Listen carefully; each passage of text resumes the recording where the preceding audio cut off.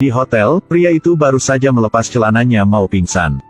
Tiba-tiba, ada gadis cantik yang keluar dari kamar mandi. Dua orang dengan empat mata saling memandang. Suasananya menjadi aneh. Gadis itu akhirnya berteriak keras, lalu bergegas ke kamar mandi. Pria itu juga ketakutan setengah mati. "Mengapa kamu menerobos masuk ke kamarku? Ini kamarku. Jelas ini kamarku." Pria itu tidak terus berdebat. Menyarankan untuk bertanya kepada resepsionis tentang apa semua ini. Gadis yang bertindak selangkah dulu yang telah menelepon. Untuk mengatakan bahwa ada orang mesum di kamarnya. Setelah dengarnya, dia jadi marah. Pria itu terus berdebat dengannya. Tetapi dia tidak mau mendengarkan. Pada saat ini, bel pintu tiba-tiba berbunyi. Pria yang baru saja membuka pintu melihat bahwa itu adalah Kua-Kua, seorang gadis yang mengejarnya dengan penuh semangat. Dia segera tarik Kua-Kua masuk. Dan minta dia jelaskan. Tumang setelah lihat Kua-Kua. Menyuruhnya untuk segera membawa pria ini keluar. Dan berkata kalau tidak, dia akan memanggil polisi. Mereka bertiga mulai berbicara bola-balik tanpa henti. Bahkan saling memegang kepala dan leher. Kua-Kua dengan keras mencengkeram lehernya. Untungnya, dia segera memisahkan keduanya. Dia mendesaknya untuk bergegas ke meja depan hotel. Setelah menunggunya keluar, pria itu duduk dan berbicara dengan Tumang. "Kamar ini menggunakan nama aku untuk mendaftarkan. Nama belakang aku Trin, nama lengkap Trin San. Aku sedang berwisata." Sementara keduanya berbicara, resepsionis masuk, yang menjelaskan bahwa ruangan itu benar-benar milik Trinso. Setelah mendengarkannya, Tumang terkejut. Tidak mengerti mengapa kartu kamarnya bisa membuka pintu kamar Trinso. Ketika dia mendengar resepsionis mengatakan bahwa mungkin ada kesalahpahaman di antara keduanya, dia tiba-tiba teringat bahwa setelah memesan kamar, dia menabrak pasangan. Dia pikir bahwa pada saat itu kedua belah pihak mungkin salah kartu kamar. Tumang buru-buru berkata jika itu kesalahan, dia akan kembali ke kamarnya. Tetapi Trinso segera menghentikannya. Menyatakan bahwa dia mencoba beralasan seperti itu. Bukan karena dia ingin mengusirnya dari kamar. Tapi untuk membuktikan dia bukan cabul. Semuanya jelas, dia segera menarik koper itu, memberinya kamar. Dia berdiri di tempat, wajahnya masih malu banget. Karena Tumang adalah gadis yang kuat yang sepenuhnya mandiri secara finansial. Mantan suaminya tidak bisa memiliki anak. Sehingga mantan ibu mertua karena ego putranya memaksa Tumang untuk pergi ke rumah sakit untuk inseminasi buatan. Namun dia tidak menyangka bahwa operasi baru saja selesai. Dia mengetahui suaminya berselingkuh. Dia menuntut cerai darinya dengan marah. Tumang tidak bisa percaya bahwa operasi IVF itu sukses. Dia panik meminta dokter untuk melakukan aborsi. Tetapi dimarahi oleh dokter. Dia mengembara seperti jiwa yang hilang, pergi ke taman untuk bersantai dan menghilangkan stres. Melihat wajah yang lucu anak-anak, dia memutuskan untuk membesarkan anak ini sendiri mulai sekarang. Jadi dia melepaskan pekerjaannya di luar negeri. Pergi berlibur, dan kemudian kembali bekerja. Trinso adalah seorang pengalaman perjalanan. Setiap kali dia mensurvei hotel, para manajer sangat menghormatinya. Hanya melihatnya memukul-mukul kasur tempat tidur dengan tangannya. Lalu mendorong pintu toilet terbuka. Memeriksa suhu keran. Cukup untuk mengetahui dalam hal apa hotel perlu direstorasi. Trinso memiliki sikap kerja yang sangat serius. Tetapi tidak menerima setengah dari pujian dari pemimpin. Dia sangat lelah pulang perusahaan. Baru saja duduk di tempatnya. Segera dipanggil untuk rapat oleh pemimpin. Dalam rapat, pemimpinnya sangat tidak puas dengan laporannya. Yang mengatakan bahwa pergi untuk memeriksa hotel bukannya mencongkel. Trinso sangat kesal dengan cara yang hanya fokus pada keuntungan pemimpin. Jadi dia segera memutuskan untuk mengundurkan diri. Mengatakan bahwa dia akan pergi setelah menyelesaikan laporan terakhir ini. Pagi-pagi keesokan harinya, Tumang bertemu dengannya. Memberinya dompet kulitnya yang dia jatuhkan di kamarnya kemarin. Trinso senang seperti bunga mekar ketika melihatnya. Melihat Tumang begitu pergi dengan dingin. Dia bawa makanan pagi ke mejanya. Dan mengatakan mereka ketemu lagi itu adalah takdir. Bisa saling berteman. Mendengar Tumang berkata bahwa dia bahkan tidak dianggap orang asing. Trinso tidak merasa terluka sama sekali. Tetapi dengan antusias memperkenalkan spesialisasi hotel kepadanya. Dan berbagi pentingnya pengalaman perjalanan.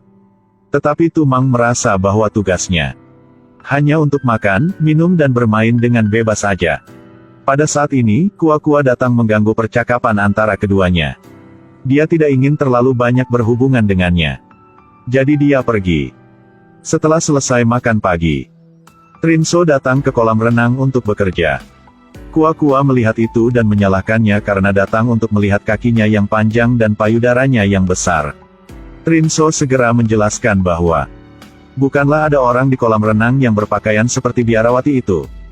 Tanpa diduga, setelah pihak lain membuka topi bertepi besar yang menutupi wajahnya, Trinso terkejut menemukan bahwa itu adalah Tumang. Merasa malu sejenak, Kua-Kua juga berpikir bahwa dia mengikuti Trinso. Jadi dia datang untuk bertanya. Saat berdebat, dia tidak sengaja jatuh ke kolam renang. Setelah menarik Kua-Kua ke tepi kolam, Trinso segera mengatakan kepada staf hotel untuk memasang tikar anti-slip di sekitar kolam. Karena jika ada orang tua dan anak kecil akan mudah jatuh. Begitu kalimat itu berakhir, Tumang yang berdiri di sana mulai bersimpati dengannya.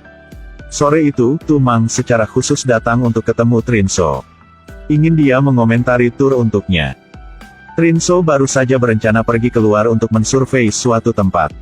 Dia mengabaikan keberatan Kua-Kua. Langsung setuju untuk membiarkannya pergi bersamanya di jalan yang sama.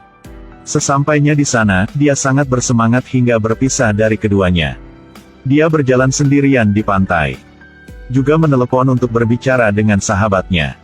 Mendengar sahabatnya menyuruhnya untuk memberi perhatian khusus pada makan dan minum yang tidak makan makanan hidup. Dia menjawab bahwa pada malam nanti, dia harus bergabung dengan pesta api unggun. Makan hanya hal sekunder, yang terpenting tetap patroli. Pada malam itu, Trinso melakukan survei pelanggan yang menggunakan layanan hotel. Melihat Tumang juga menghadiri kamp. Jadi dia pergi ke sana untuk menanyakan beberapa pertanyaan padanya. Ketika dia melihat seorang wanita hamil berdiri di sampingnya, dia berbaik hati mengingatkannya untuk membatasi banyak. Lalu dengan halus mengatakan kepada koki untuk menyiapkan lebih banyak hidangan hemat untuk wanita hamil itu. Setelah menyaksikan, Tumang memuji dia lebih banyak lagi. Keesokan harinya ketika Trinso belum menyelesaikan pekerjaannya, manajer hotel diam-diam datang kepadanya. Dan ingin menggunakan uang itu untuk menyuapnya. Memintanya untuk memberikan ulasan yang bagus tentang hotel. Tapi tak disangka, dia tidak goyah. Tapi langsung menolak tawaran itu dan berbalik pergi. Setelah selesai bekerja, dia segera kembali ke perusahaan untuk melapor. Tetapi di pintu perusahaan bertemu dengan staf pemasaran kondom. Jadi dia buru-buru melarikan diri dari pengepungan mereka. Tanpa diduga, dia baru saja pergi ke lantai bawah perusahaan. Melihat staf memindahkan rumah yang sedang memegang perabot kantor di luar. Rekan di sebelahnya mengatakan kepadanya bahwa laba-laba hitam baru datang yang sedang mengubah semua darah untuk perusahaannya. Dia dengan baik yang mau membantu staf. Tetapi pinggangnya terkilir dengan lemah. Jadi dia hanya harus membawa tasnya kembali ke kantor. Tanpa diduga, bahkan sebelum dia bisa menyapa rekan-rekannya, dia dipanggil ke ruang oleh direktur baru. Ketika dia melihat bahwa pemimpin baru itu adalah Tumang, dia langsung terkejut seperti disambar petir. Hanya bisa tersenyum malu untuk menyambutnya. Tak disangka, Tumang menunjukkan sikap tegas atasannya. Mencabut keluhan yang diterimanya dari pelanggan. Mulai mengkritiknya dari ujung kepala sampai ujung kaki. Trinso merasa sangat kesal. Jadi dia mengambil kesempatan untuk mengungkapkan keputusannya untuk mengundurkan diri. Tumang segera setuju. Memintanya untuk menyelesaikan laporan tugas terakhir. Sebelum dia pergi, dia juga bilang Trinso menyimpan formulir pengaduan sebagai kenang-kenangan. Dia dengan marah memasukkan aplikasi ke dalam tasnya. Tiba-tiba kondomnya jatuh. Suasana segera menjadi aneh. Dia dengan cepat menjelaskan karena staf pemasaran memasukkannya. Tidak berharap bahwa semakin dia menjelaskan, semakin buruk. Mendengar Tumang bilang kepadanya harus pergi membeli tonik untuk meminumnya. Trinso hanya ingin merangkak ke dalam lubang. Dia mengambil pikirannya yang terluka dan meninggalkan kantor. Trinso dengan marah melemparkan kondom ke meja.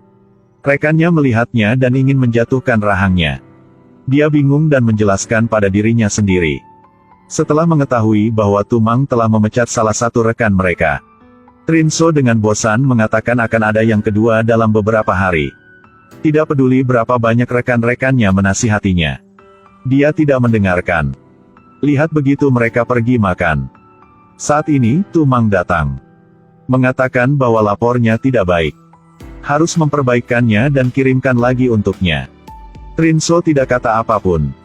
Setelah nunggu dia pergi, ia segera mengeluarkan surat pengunduran diri dari bajunya. Mulai berpikir dalam-dalam. Setelah Tumang selesai makan, dia melihat surat pengunduran diri di atas meja.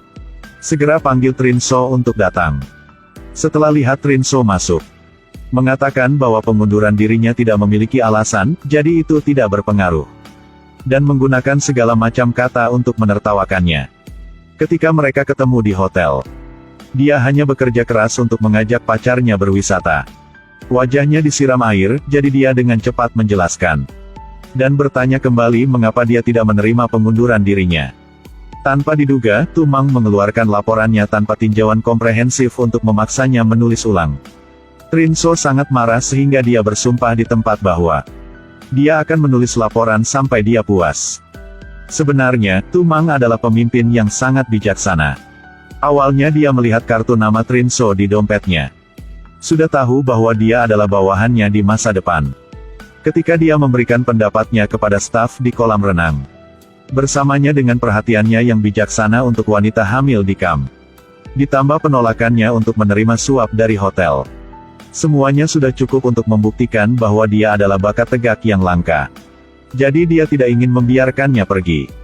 Orang yang tegas dalam pekerjaan seperti Tumang bukanlah orang yang terampil dalam kehidupan nyata. Dia baru menemukan rumah yang cocok. Segera memanggil adiknya untuk membantunya membersihkan dan membuang semua perabotan yang tidak terpakai. Ketika orang-orang ini melihatnya, mereka segera ingin mengambilnya dan menggunakannya. Tepat ketika Trinso lewat, para wanita ini memintanya untuk memperbaikinya untuk mereka. Trinso melihat peralatan rumah tangga di lantai dan langsung setuju. Malam itu, setelah dia selesai memperbaiki peralatan rumah tangga, dia sedang mau membawanya ke bibi tetangga. Tetapi dia tidak hati-hati menabrak Tumang yang sedang membungkuk menarik kotak barang. Dua orang dengan pose aneh saling memandang. Setelah mengetahui itu Trinso, dia pikir Trinso sedang menguntitnya. Setelah Trinso menjelaskan, dia baru mengetahui bahwa keduanya sebenarnya adalah tetangga. Pada saat ini, tetangga juga datang. Melihat Trinso telah selesai memperbaiki barang-barang, dia secara tidak sengaja mengatakan hal-hal bagus seperti itu, tetapi mengapa membuangnya? Apakah otak gadis di seberangnya tertusuk? Mendengar begitu, Tumang menjadi sangat marah. Dia mengambil kembali semua barang yang dia buang, lalu menyeret kotak yang berat itu ke dalam rumah.